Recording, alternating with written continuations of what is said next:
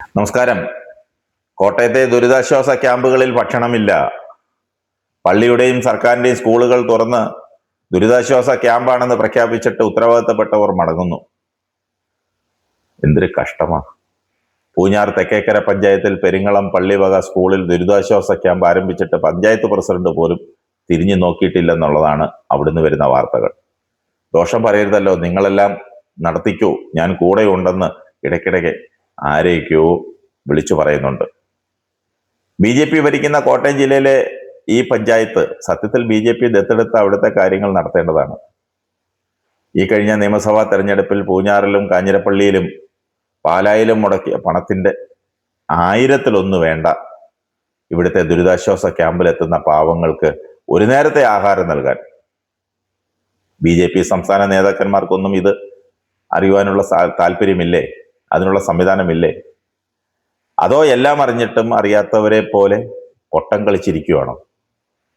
കേരളം പിടിക്കാൻ കാത്തിരിക്കുന്ന BJP കയ്യിലുള്ള പഞ്ചായത്തിലെ പ്രവൃത്തി ഇതാണെങ്കിൽ കേരളമെങ്ങാനും ഇവരുടെ കയ്യിൽ കിട്ടിയാൽ മലയാളികളെല്ലാം ജീവനും കൊണ്ട് കേരളത്തിന് പുറത്തേക്ക് ഓടി രക്ഷപ്പെടേണ്ടി വരും.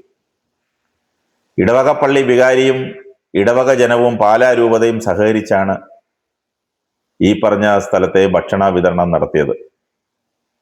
ഫോട്ടോഷൂട്ടും പ്രസ്താവനയും നടത്തുവാൻ വേണ്ടി മാത്രം MPയും MLAയും മറ്റ് നേതാക്കന്മാരും അവിടെ വന്നുപോയി. സമീപ പ്രദേശങ്ങളിലെ പല പഞ്ചായത്തുകളിലും പഞ്ചായത്ത് ഭരണസമിതി, അവിടുത്തെ അധികൃതർ ദുരിതാശ്വാസ കേന്ദ്രങ്ങളിൽ ഭക്ഷണത്തിനുള്ള സൗകര്യം ഉണ്ടാക്കി കൊടുത്തു. എന്നാൽ പൂഞ്ഞാർ തെക്കേക്കര പഞ്ചായത്ത് ഭരിക്കുന്നവർ ഇവർക്കൊക്കെ ഇത് മതിയെന്ന നിലപാടിലാണ്. തങ്ങളെ തെരഞ്ഞെടുത്ത ജനങ്ങളോട് എന്തോ തീർത്താൽ തീരാത്ത വൈരാഗ്യമുള്ളതുപോലെയാണ് ഇവരുടെ പെരുമാറ്റം. എന്തിനാണ് ഇങ്ങനെയുള്ള ജനപ്രതിനിധികളെന്നാണ് മനസ്സിലാകാത്തത്. MPക്കാണേലും MLAക്കാണേലും ഇക്കാര്യത്തിൽ ഇടപെട്ട് കയ്യിൽ നിന്ന് പണം മുടക്കിയാണെങ്കിൽ പോലും സുഭിക്ഷമായി ഭക്ഷണം വാങ്ങിക്കൊടുക്കേണ്ട ചുമതലയില്ലേ? തെരഞ്ഞെടുപ്പിന് ഇതേ ജനത്തിനെ ബോധവൽക്കരിക്കാൻ കോടികൾ മുടക്കുന്ന ഇവർക്ക്, ഈ പാവങ്ങൾക്ക് ഒരു നേരത്തെ ഭക്ഷണം കൊടുക്കാൻ വേണ്ട നടപടികൾ സ്വീകരിക്കാൻ എന്താണൊരു ബുദ്ധിമുട്ട്? നിങ്ങൾക്ക് വോട്ട് തന്ന് നിങ്ങളെ വിജയിപ്പിച്ചതാണോ അവരുടെ തെറ്റ്?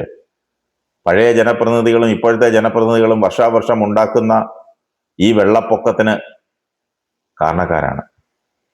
മുൻപ് അടുക്കത്തും പഴുക്കാനത്തും ജലസംഭരണികൾ ഉണ്ടാക്കി മഴക്കാല വെള്ളം സംഭരിച്ച് കൊടും പ്രളയത്തിൽ നിന്ന് നാടിനെ രക്ഷിക്കുവാൻ പഴയ ഒരു ഭരണാധികാരി സ്വീകരിച്ച നടപടികളുടെ ഭാഗമായി അന്നത്തെ മുഖ്യമന്ത്രി K കരുണാകരൻ അടുക്കത്ത് തറക്കല്ല് വരെ ഇട്ടതാണ്. തറക്കല്ലിന്റെ അടിയിലിട്ട ചാന്തുണങ്ങുന്നതിന് മുൻപ് ആ കല്ലെടുത്ത് ആറ്റിലെറിഞ്ഞതിന് നേതൃത്വം നൽകിയതും ജലസേചന വകുപ്പിലെ ഉദ്യോഗസ്ഥന്മാരെ കയ്യേറ്റം ചെയ്ത് ഓടിച്ചു വിട്ടതും പഴയ ഒരു ജനപ്രതിനിധി തന്നെയാണ്.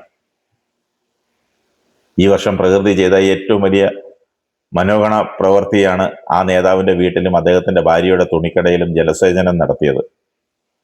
അത് കാലം കാത്തുവെച്ച് നൽകിയ സമ്മാനമായി ഈ നേതാവ് കരുതിയാൽ മതി.